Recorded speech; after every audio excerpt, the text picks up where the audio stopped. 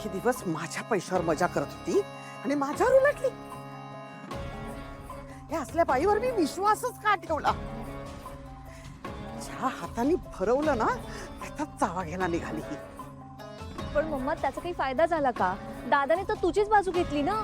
येणारच. इतकी वर्ष समरचे आणि म्हातारीचे पाय धुवून पाणी प्यायचं बाकी ठेवलंय मी. तो बाजू कशाला नाही घेणार माझी.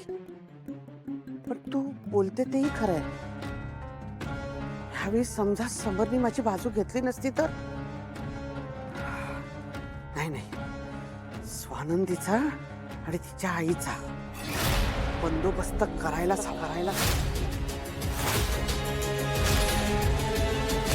खूप डोक्यावर चढून नाचतायत त्यांना उतरवायलाच.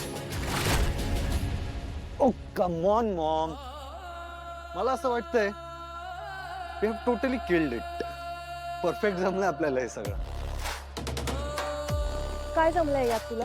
बघ ना, स्वानंदीच्या आईने माती खाल्ली, दादाने तुझ्यावर विश्वास ठेवला, त्यामुळे तुझी बाजू सेफ झालीये मॉम. पण सोबत माझी बाजू पण सेफ झालीये. अरे शिक्षा कॅन्सल मॉम.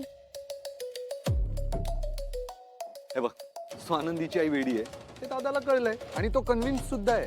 असंच एक दिवशी स्वानंदी वेडी आहे हेही पण कळेल. एक दिवस कधीतरी काहीतरी होईल, ते नंतरचं नंतर अंशू. पण आत्ताचं काय? आत्ताच झालंय ना, तुला कळलं नाही. शिक्षा cancel. Butterfly, I am free to fly. Anshu, bye. Mamma.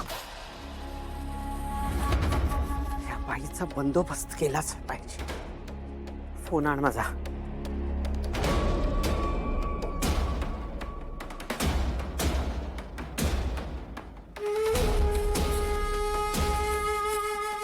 Hello, मी सांगते ते नीट ऐका.